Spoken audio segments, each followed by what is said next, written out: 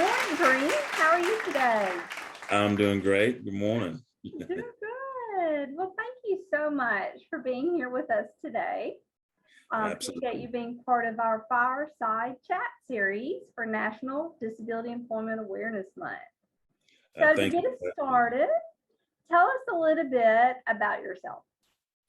Well, originally I'm from Tuskegee, Alabama. Went to high school in Montgomery, Alabama, at Alabama Christian Academy. Came to Alabama to play football, and my career ended early due to an accident, and which left me paralyzed from the waist down. And from there, I've gotten married. Well, before the accident, I'd actually gotten married, and then after the accident, finished my degrees and started working in Tuscaloosa, and started working at Shelton, and been worked there for 22 years, and just started at the university in the department that I graduated from. Very excited about that, really excited. And it's just been a really big blessing for me to be here and to be a part of the things that I've been a part of. Great, great. Thank you. As you know, October is National Disability Employment Awareness Month. And these fireside chats are highlighting Alabamians with disabilities and their journey to employment. Mhm. In that context, can you share with us how you acquired your disability and what your first and subsequent experiences were with employment after your disability and how you got to your career here? I know you shared a little bit, but tell us a little bit more of the story. Sure. Well, going into my senior year, I went home 4th of July weekend in '95, and was hanging out with my brother-in-law and a friend. Went to go play some pool, and the places that we wanted to go play at were closed, so we were headed back home. And so we were on a dark country road, and so where we went to pass a vehicle. The car wouldn't let us pass, and my brother-in-law hurried up to pass this vehicle, and as he's getting over, another vehicle was coming at us, and they were speeding as well, and we lost control of the car, went back across the road and hit a ravine, and was thrown out of the vehicle. And there were three of us in the vehicle. I was the only one wearing a seatbelt, and we were all three thrown out of the vehicle. And I received the worst injuries of everyone. And in that process, they found us 80 feet away from the vehicle. My brother-in-law and myself were thrown in a bed of rattlesnakes in that process, and they had to kill the snakes before they can get to us. We know this because a friend of my brother-in-law was one of the first to show up, and he actually brought my brother-in-law one of the rattles that from the snakes he killed. And so anyway, I broke my back coming out of the vehicle and was left paralyzed from the waist down. I had a partially collapsed lung in the process, a bruised lung, just in pretty bad shape. And so spent about a week in ICU, had to do surgery to repair my back, put rods in my back. And from there, I spent a month in Caraway Hospital. And then I spent about a month at Spain Rehab.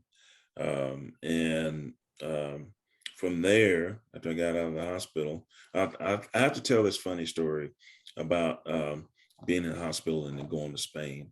So while in the hospital, the doctors and nurses and therapists and stuff kept talking about when I was ready and able to go, I was going to Spain. And that's all they kept saying, I was going to Spain. And so in my mind, I'm thinking, why am I going to Spain? And so it kept saying that. I'm thinking, how's my mom going to come see me in Spain? And medicine not that good in America that they can't help me here, in America is what I was thinking. And so finally, as we got a little bit closer to time, so I said, how long is it going to take me to get to Spain? And they said, oh, it's just right down the street, about 5 minutes. It's 5 minutes from here. And boy, was I relieved to find out it was just right down the street. So Spain Rehab which was associated with UAB. So I was happy about that. So after I get out of sprain rehab, I go back to the university. I finish up my undergraduate degree, May of '96. And then I started working on my master's in health promotion is what it was when I started out. And in the process, this story kind of coincides with another question you asked me. And this is probably one of the most meaningful things that happened to me after I had my accident. But I worked at Rise when I started grad school. I worked there for 2 years. Coach Stallings asked me to work there because he felt like it would do me some good. It would be really good for me. And really, I didn't know a whole lot about Rise, other than I knew that it was a place for children with disabilities. And so when I got there, I learned so much from the kids that it absolutely changed my perspective on things. These kids were either born with a disability. A few of them had something happen to them afterwards, but most of them were born with some type of disability, and that's all they knew as far as life was concerned.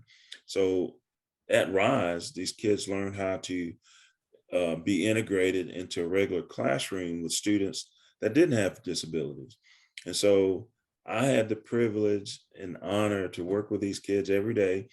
And for me, it was just such a stress relief and such a break, because I got to hold the kids and I got to play with them and take them to class and give tours of the facility and take people around so they can see what these kids were learning. And it made such a big impact on me. And it was such a positive thing, because these kids only knew life the way they were born. And for me, I had to learn, okay, these are things that I took for granted. So how do I learn how to live life in the situation that I'm in now? And so they taught me a lot about life and adjusting. So once I got through with grad school, I actually I taught a year as a graduate assistant in my program, and that's where I decided that I wanted to teach. And teaching was not on my radar. I had other plans, but it kind of fell into it. I fell in love with it as a graduate assistant.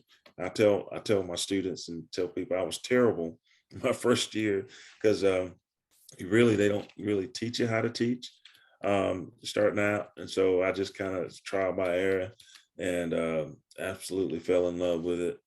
And from there, after I graduated, I literally was left in the position of, what does a guy in a wheelchair do to make a living? And so one of the things that I thought about was, when during my time at Rise, I met a lady named Dr. Milady Murphy. She was the director of the Wellness Center at Shelton State Community College. And I thought, well, this is kind of sort of in my field. I taught health, and I know they offer health there. And so I thought that maybe she'd have a position for me to teach out there. So I applied for a job out there. I went and talked to her first and asked her if she had a position to teach out there. And she said, well, actually, no, I don't. Right now, they're all full, but what do you think about teaching weight training? And in my mind, I thought, how the hell am I going to teach somebody how to lift weights from a wheelchair? But I didn't say that out loud, because I really wanted the job. And so I said, sure, I'll do it. And that was kind of my attitude about it. And so she said, okay, we'll get you in the door. So my first semester teaching was August of '99. It's my first year teaching weight training. And so I had to figure out how a guy in a wheelchair is going to teach able-bodied students how to lift weights and how to do it correctly. And so that was the challenge for me. And so what I did was, I figured out that the majority of the things that we do in the weight room are definitely associated with life. So I tied everything that we did in the weight room with everything that we did in everyday life. And so I communicated that very well. I learned how to do that, and it translated really well to the students. And I learned how to, put the workouts and stuff together the way it needed to be. And it was just a lot of fun. And one of the things I did early on was we did a lot of football drills from my days of playing ball. So did that early on, and then incorporated the weights and a variety of things. And it just took off from there. And then from there, my responsibilities grew. It took me about a year, maybe 2 years to become full-time. And I've been teaching at Shelton for 22 years. And once the opportunity came available at the university, I jumped on it, and it was just a fantastic opportunity. Fantastic. Thank you for sharing that. I know you mentioned about, an important time during your career at Rise, and I think that's a great place to work, and I am absolutely sure you motivated a lot of people there as well. Right. So tell me, is there another event or a significant time or something that happened in your life after you had the disability that you could share with us? I think maybe a couple of things that happened, I think were unique and motivating to me.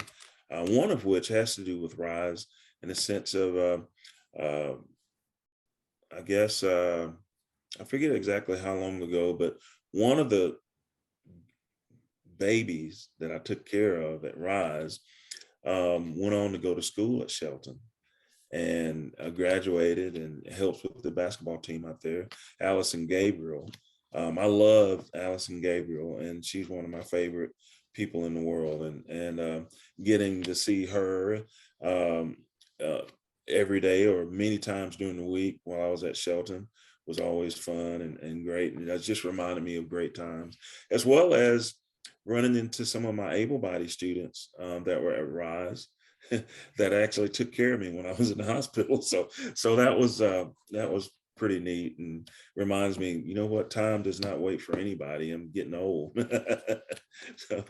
so I'd say those were pretty significant. As well as one other thing is I get reminded all the time from my students that come back and see me, how much they enjoy my class and how much of an inspiration I was to them. And that to me is a pretty big deal. And then sometimes I'll get a story from a student that will thank me for the time I gave them to help them, or even giving them a chance when they were struggling and had trouble with class, and giving them a time to make something up because they had serious life issues that were going on, that it in the end, it helped them to graduate. Because I had a couple of students that were on the verge of not being able to graduate because of life circumstances, but because I hung in there with them and encouraged them and gave them an opportunity to finish my class, they were able to graduate, and they thanked me for that. And that's a pretty big deal, because that makes a big impact on people, because them having a degree helps them move along in life, whether it's to help them to get a job, it helps to further their lives educationally, and accomplish things that perhaps not many in their families had the opportunity to do so. Thank you. So, can you give our viewers some advice on looking for or seeking employment as an individual with a disability? Sure. For me, my focus was I had to have a job, and not what does a guy in a wheelchair do to get a job. And so my focus was I wanted to get a job and to stay positive about it. And in my situation, where when my boss asked me that time, before she was my boss, what do you think about teaching weight training?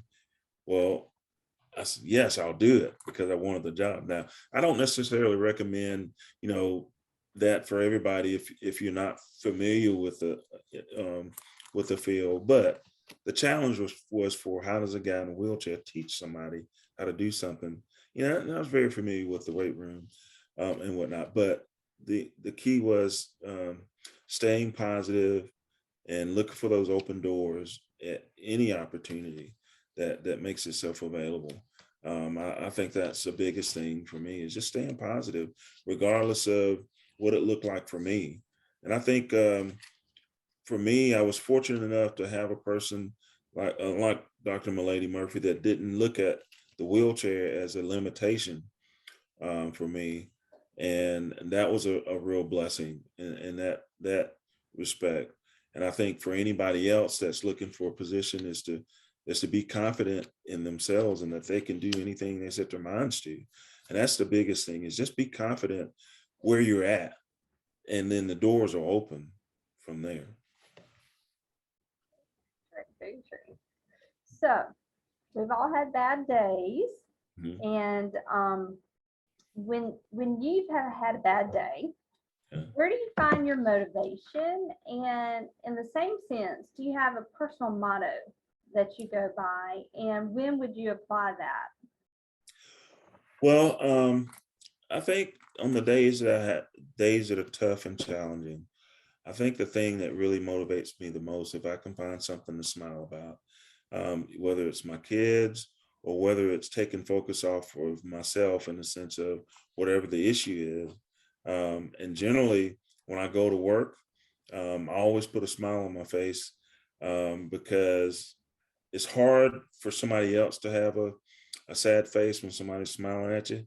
So if I can get a smile back, it only motivates me.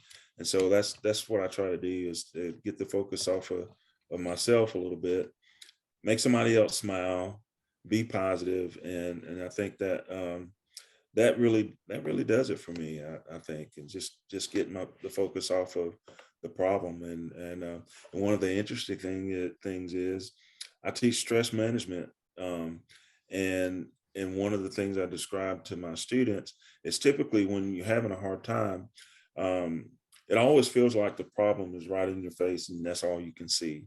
But you ever if you can put yourself in a position where you can get the problem at a distance for a little bit, then it helps being able to figure out solutions. And many times it gives you the idea and gives you hope that, I can find a solution if I can push it back far enough so I can see. So it's not, I'm not looking at the problem per se, but just at the opportunity to solve the problem. And for me, if I can get somebody else to smile, I'm really good. And I don't know if I have a personal motto per se. It's just I just love to smile and laugh and see other people smile and laugh. So, Kareem, would there be any other motivational stories or events that happened in your life that you would like to share with us? Sure. I got one.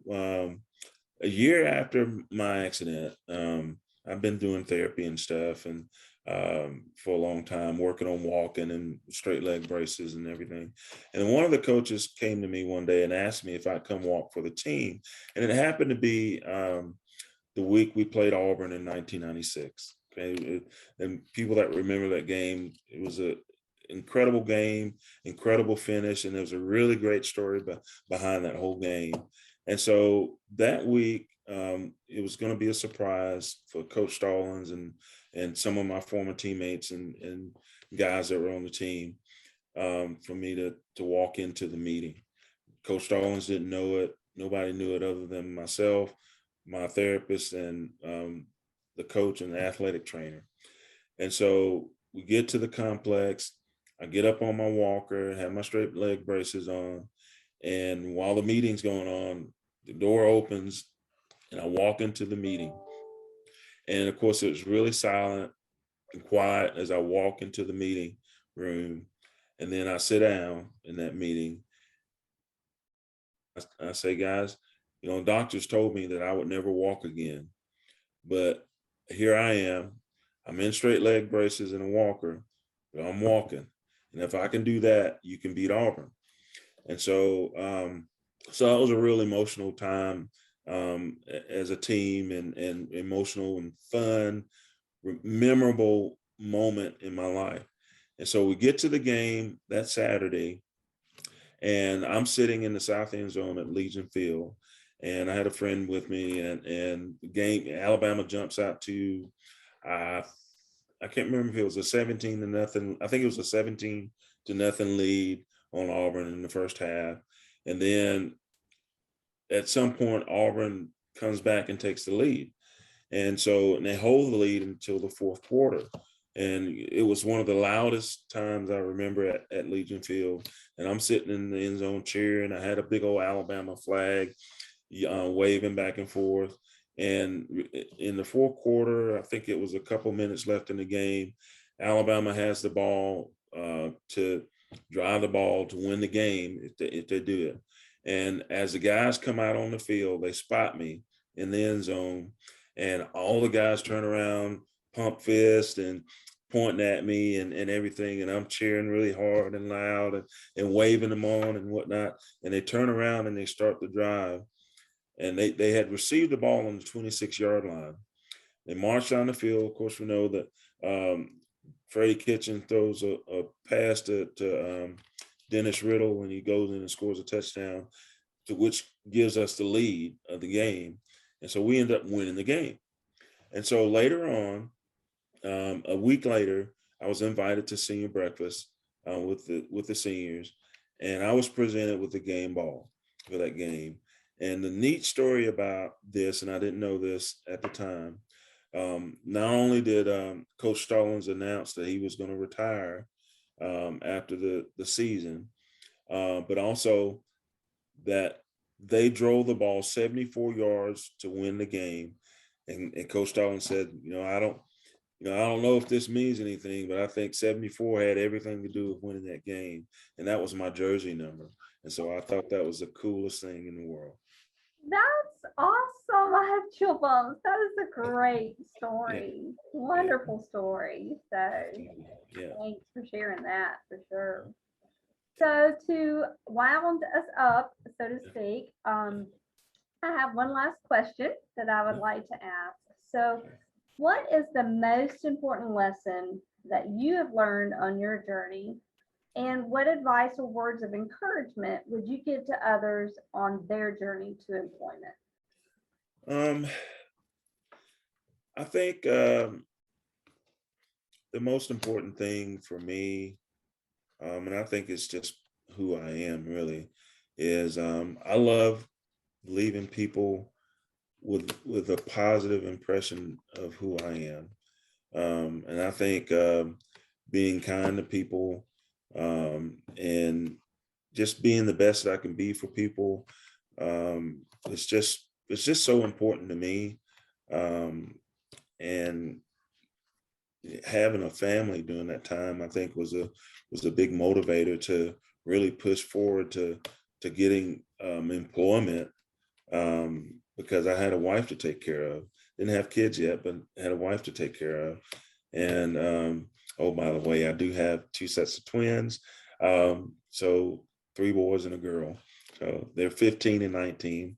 But anyways, it was a big motivating factor for me to work and have a positive impact on people wherever I was. So at Shelton, I just wanted my to be successful. I wanted my students to graduate, and I was happy to play a small role in that, to encourage them to do that.